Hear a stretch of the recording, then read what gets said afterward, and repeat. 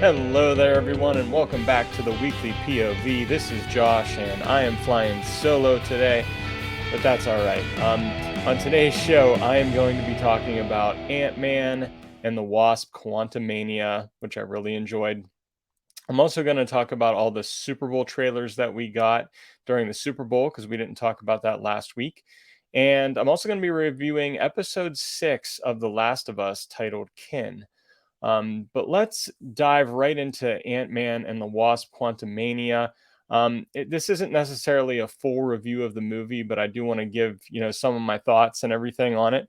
Um, Went and saw it last night with my wife and daughter. I haven't been to the movie theater since Avatar: The Way of Water, which was a while ago, probably almost 2 months ago now, which is hard to believe. But it was great being back in the theater again. We saw this one in XD at our local Cinemark theater.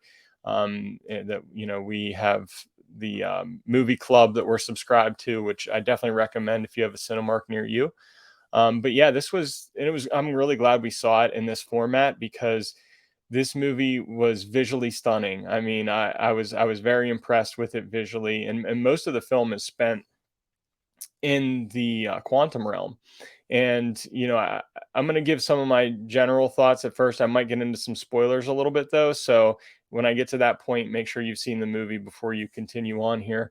But overall, I was a little skeptical going in because I saw the critic rating on Rotten Tomatoes. It was like around 50%. But the audience rating was encouraging in the mid 80s.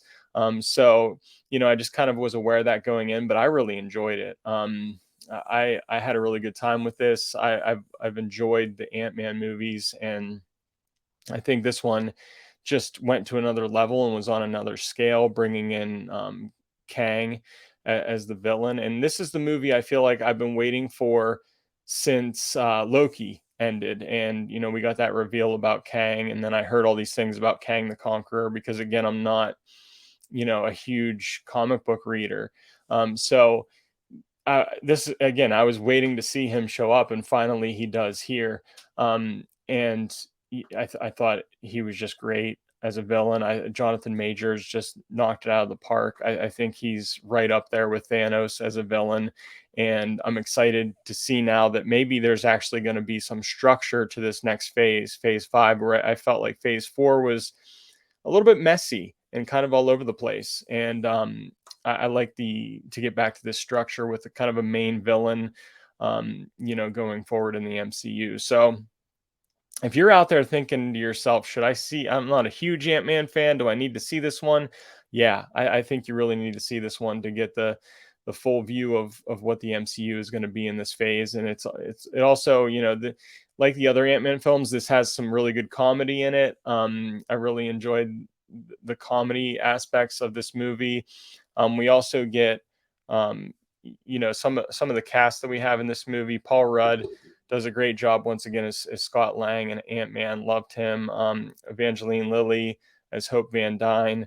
Got Michael Douglas and Michelle Pfeiffer both coming back in this movie in their roles, and they had pretty significant parts to play. I was very impressed by Michelle Pfeiffer in this movie in particular. I thought she did an outstanding job. But Jonathan Majors really stole the show, as I mentioned earlier, and Bill Murray even makes an appearance, and I'm a big fan of Bill Murray and the Ghostbusters and everything. Bill Murray is in the role of Lord Kryler. Um, so yeah, I was a huge fan of the cast and that special appearance by Bill Murray. I love the humor. Again, I was very impressed by the visuals.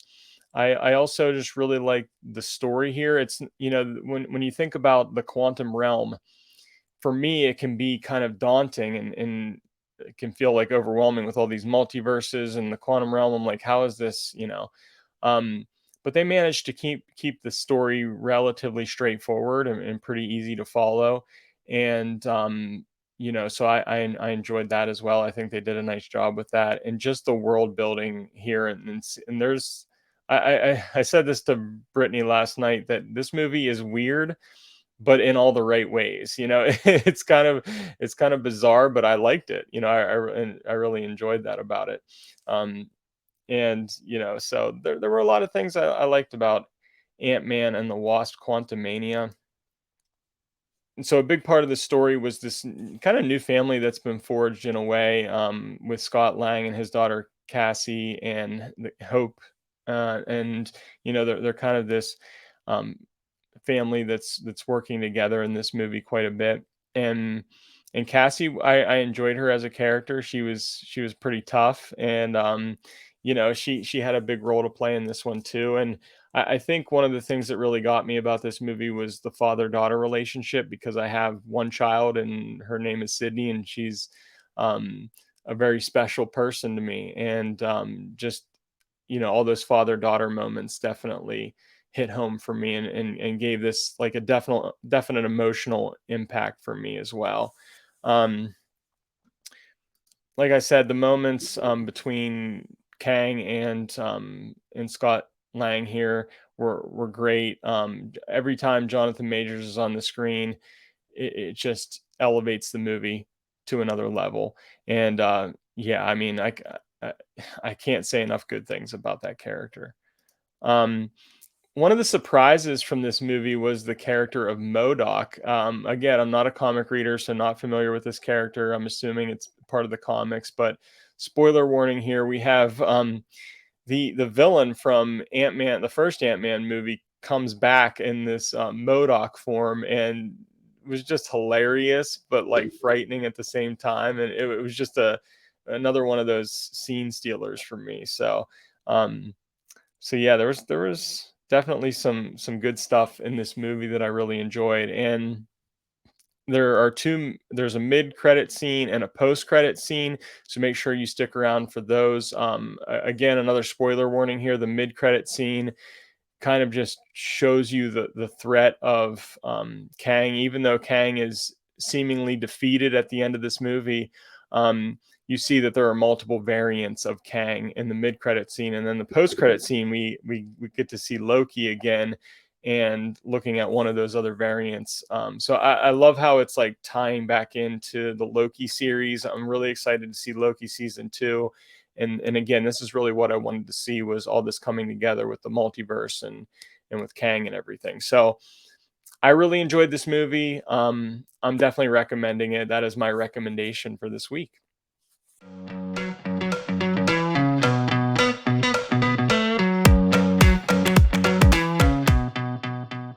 But the news for this week, we're really going to look at um, the Super Bowl trailers that were released, and then get into a few other bits of news here. But um, for me, the standout trailer was definitely The Flash.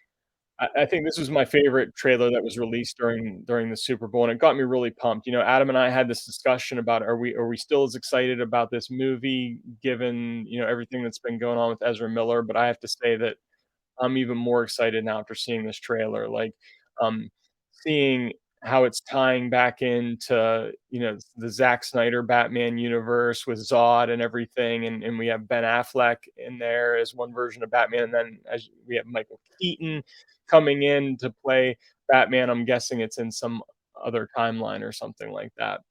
Um, and it just looks really impressive. I can't wait. June 16th can't come soon enough for me, so I'm really excited about that. We also got some other trailers, including Dungeons and Dragons: Honor Among Thieves. This might be one that I check out. Again, just based on the trailers looking pretty good and everything. Fast 10. Now, I'm not a huge fan of the Fast franchise beyond Fast and the Furious, the first one. Some of the other ones were all right, but I just feel like they just went too far with these. But I will say that I really enjoyed the trailer for this movie. I was very impressed by the trailer. It looks really good, and it makes me kind of want to go see this, and maybe even watch some of the other ones that came before it that I missed. Um, there's a huge cast of characters from, like, all the previous movies in here. We've got John Cena in there. You've got, Jason S I forget how to say his last name, Statham or something like that. Um, he's in this. You've got just all these characters coming back, as you can see if you're watching the YouTube version here. So this actually looks like a pretty cool action movie. Um I might give it a try. We'll see what happens. Looking down a little further on this list, 65. I mean, this one stars Adam Driver, and it looks like basically like I don't know if you ever heard of or played the game Turok before, but it kind of reminds me of that. He's basically, somehow on the earth when the dinosaurs existed and everything. Looks kind of cool. I'm a big Adam Driver fan. Transformers Rise of the Beast comes out June 9th, and there was a nice big game spot, as they called it, just a 30-second spot for this one. I was a big fan of Bumblebee, and if they make this movie in a similar way that where they really simplified the story and grounded it, it was more down to earth and everything. Um, I hope they're continuing that trend here. It looks like they are, with this Rise of the Beast movie. Um, so I'm interested in seeing this one either in the theaters or at home at some point. So hopefully they keep that same type of thing going. Another movie I'm really excited about is Indiana Jones and the Dial of Destiny. Again, we get a nice just TV spot for this one. Just seeing Harrison Ford back in action as Indy again is always great. And looking, Adam and I were talking a little bit last week about the de-aging thing, and just being impressed by that. And this just looks like it's really getting back to the roots of what Indiana Jones is. And I think the movie's in good hands with James Mangold. I've heard Harrison Ford say that he is a really big fan of the tone of this movie. um, so it'll be exciting to see that when it comes out at the end of June. Guardians of the Galaxy Volume 3. I would say this is probably the trailer I was second most excited about next to The Flash. Um, I'm a huge Guardians of the Galaxy fan. I think it was one of my favorite MCU movies. I'm a big fan of these characters. The second one wasn't as good for me, but I'm hoping the third one will deliver and be a good send off for all of these different characters. And there's a lot of funny moments even in the trailer. Just talking about Gamora being back, and I won't get too much more into that, but there's definitely some funny moments, and it looks pretty good. So I'm curious to see what James Gunn did with this final movie of the trilogy before he moves on to the world of DC here. Looks like we're going to get some of the backstory for Raccoon Rocket, and that'll be cool to see. At least it seems like that in the trailer here. And yeah, so I'm always excited to see Guardians and hear the music from the movie. It's always very nostalgic, as well. So that one comes out May 5th. Definitely excited about that. And another trailer that I was really impressed with is Air, and I had no idea this movie was coming out, but it's um, based off of the story behind making the Air Jordan shoe, which is a cool concept. And you don't see Michael Jordan at all in the trailer. I wonder if we'll see him in the movie or not. But really, this is the story about the shoe and Nike and everything. So I think that looks pretty good. Yeah. So this one has Matt Damon in it, Ben Affleck, Jason Bateman, Marlon Wayans, uh, Chris Tucker, Viola Davis. So pretty good cast here. I'm interested in seeing this one at it.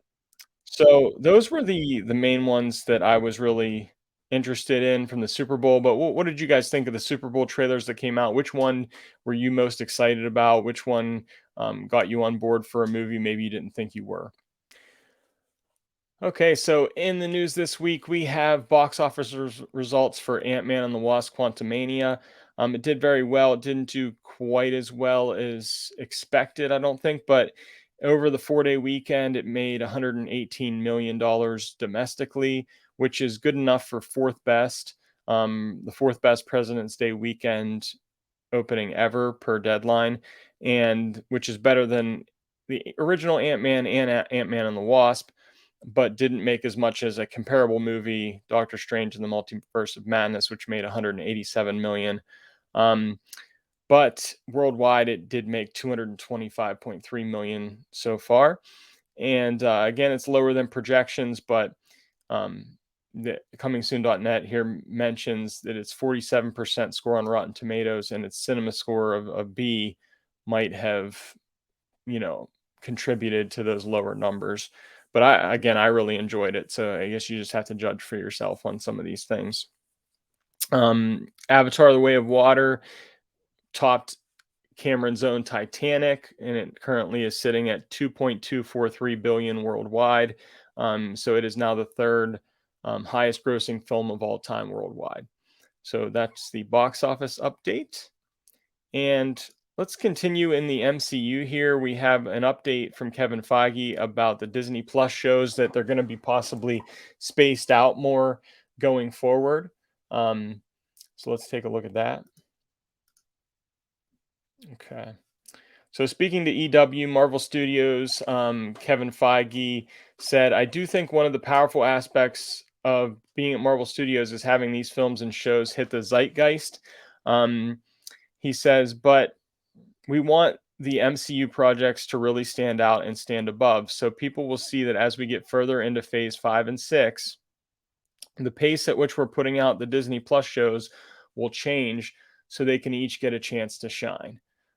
So, I do like the idea of spacing these out more, giving each thing, because I feel like there's just so many right now. There's so much content and so many shows that I haven't. There's definitely some Marvel shows that I've missed, and I'm a big Marvel fan. But I hope that they kind of space things out a little bit more. I think this would be a good thing and a good move on their part. Kevin Feige also gave an update on Spider-Man 4. He saying that we have the story. Okay, so again, speaking to EW, he said, all I will say is we have the story, we have big ideas for that, and our writers are just putting pen to paper.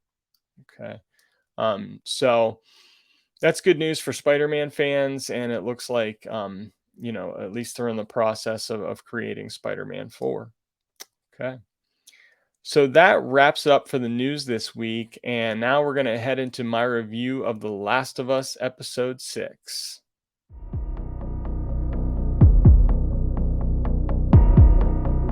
Okay, so Episode 6 of The Last of Us is titled Kin, and it has a running time of 58 minutes, including the credits and inside the episode and everything, I believe. This was just, for me, another outstanding episode. This show, I feel, just continues to get better and better. If I were to give a score to this one, it would be a 9.5. This is another one of my favorite episodes so far. And, it gets into a lot. This is a different kind of episode because we get, first of all, we're moving 3 months into the future, so there's a bit of a time jump here. We're into a different season. We're in winter, so there's kind of a different look and a different feel to the show. Changing seasons and jumping ahead and everything. And one of the biggest things that happens in this episode, in addition to Ellie and Joel traveling further along in their quest, is they get to Wyoming. They get to Wyoming. They get to Jackson, Wyoming. And there's this big reunion finally between Tommy and Joel, and Joel jokes with Tommy saying, "I came here to save you," but he sees that Tommy was pretty much well taken care of here in Jackson, and they've got a wonderful community established here. It kind of is a little bit reminiscent of Bill's place and Bill and Frank's place and everything, and how it was kind of this paradise in the midst of this apocalypse that's going on. And Jackson is similar in that way, except this isn't just two people. This is an entire town of people that are making things work. And one of the actually Tommy's wife in this episode, and I forget the actress's name, she was in True Blood.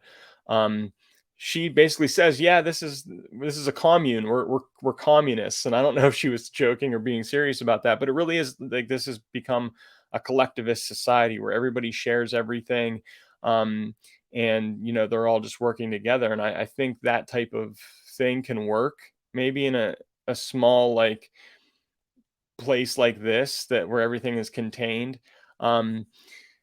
But there can always be downsides to communism because usually there's a dictator involved. But in this situation, it seems like this town is operating really well. They've got this this dam, and they're using it to create power and electricity for the town. They've got lights, they've got a Christmas tree. It's getting close to Christmas time, it seems. So they even have a movie theater here where Ellie gets to go and watch a movie. I think she just sees all this as being really weird though, because she's not used to any of this. I mean, she has grown up in this world, in this apocalyptic place, um, and doesn't know what some of these things are, and doesn't know what a college is. She's asking Joel all these questions later in the episode. But yeah, I mean, this was a really well done episode. One of the scenes that really got me in this episode was the scene between Joel and Ellie, because Joel's emotional well-being and his emotional struggles are really coming to a head in this episode as he's battling these panic attacks. Um, the fear is just getting him, and he even reveals this to his brother Tommy. The first conversation between Joel and Tommy didn't go so well, because Joel found out that Tommy's wife is pregnant. And he's ready to kind of settle down. He doesn't want to go out on this mission to take Ellie to the Fireflies, because Joel feels like I'm gonna fail her. All I do is fail. I failed tests. I failed. He failed his daughter. Um, he feels like it's inevitable that he's gonna fail Ellie, and he just doesn't think he's strong enough. He thinks he's getting too old, and his hearing's going and everything, and he's just pleading with Tommy to take her instead. But Tommy's hesitant because he's a dad now, and I can tell you, well, he's going to be a dad, and I can tell you firsthand that when you become a dad, things change. Your life changes. Risks that you would normally take, you don't want to take anymore. Um, I barely even want to go on roller coasters anymore because I'm like, I gotta survive and be a dad to my daughter. So again, the father-daughter relationship, um, that kinship, and this episode is titled Kin. We not only have Tommy, who is his kin, for real, but Ellie, who has become his kin, and he's really worried for her. She has brought that fear back into him from having that connection and that fear of loss. So this is a deep episode emotionally, and that again, that first interaction between Tommy and Joel doesn't go so well, but in their second interaction, Tommy apologizes, and because he told Joel, he said something to the effect of like, just because your life stopped doesn't mean mine has to. And I think that was kind of a blow to Joel, and Tommy, the brother that he is, apologizes to him. And but it really sets up this one of the best scenes for me, between Ellie and Joel, when Ellie's saying basically, everyone in my life except you has either died or left me. Joel makes her feel safe, and she wants to continue on this journey with him, not Tommy or not anybody else, but with Joel. So that was a great scene, and it really brought me to tears. And um, the thing about this scene is it's pretty much identical to the scene in the game, and in a little bit I'm going to talk about the TV and game comparisons. But once again, the TV show and the game were very similar in this episode, just like the previous episode. So that whole scene really stood out to me, and I thought that was amazing. Also, eventually Joel decides, hey, Ellie, you should have it. You should have a choice in this. You should have the decision who you want to go with. And she immediately decides to go with Joel. So they go to the university. They're ready to meet the Fireflies, and it turns out that there's nobody there. Everybody's gone. It looks like they've moved to another location, and possibly Salt Lake City in Utah. And they see these monkeys and things, and the evidence of a lab being there and tests being done. But then finally they encounter that there's a few, maybe they're hunters or somebody there that are nearby. And so Joel gets attacked, and in the end of the episode, he gets stabbed, and Ellie's like, I don't know what to do. And Joel falls off the horse when they're trying to head back, just like he does in the game. And that's where we're kind of left at the end of that episode with, kind of where does it go from here? And um, the preview for the next episode indicates that we're going to get a flashback story surrounding Ellie and a relationship she had with, I believe, a girl named Riley. Um, and again, where I'm at in the game is I'm a little bit behind the show now, so I have to do some catching up on the game. But so it's kind of cool to see this still with fresh eyes because it's been quite a few years since I played the game. Um, but yeah, so it's kind of left on that cliffhanger of what's going to happen with Joel and Ellie here, and the next episode really diving into Ellie's past a little bit. So I'm curious to see how that plays out on screen. And yeah, so let's take a look at. I mentioned before that IGN always puts out a really nice weekly video about the TV show versus game comparison. Um, so I'm going to show a little bit of that here if you are watching on YouTube and just talk about some of those comparisons. We also get them approaching the dam and everything looks very similar in both the game and the TV show, which is pretty cool. Ellie makes a dam joke, and Joel has some comment about it. Um, Again, it shows how Joel and Tommy reunite in both the game and the TV show, being pretty similar.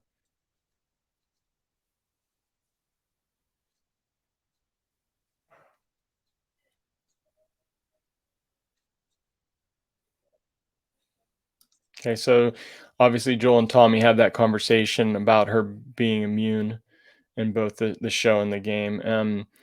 And here comes that scene that I was referencing with that conversation between Joel and Ellie.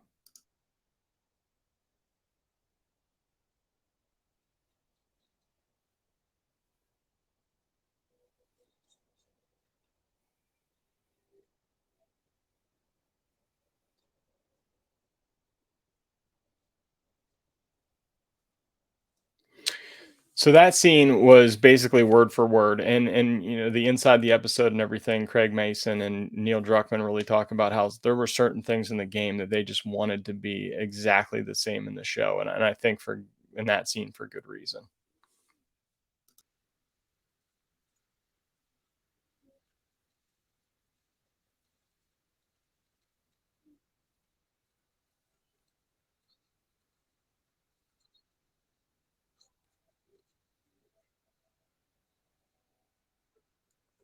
So, as you can see, again, there were a lot of similarities between the game and the show this week. I thought that was really cool. I love how IGN does that, those side by side comparisons.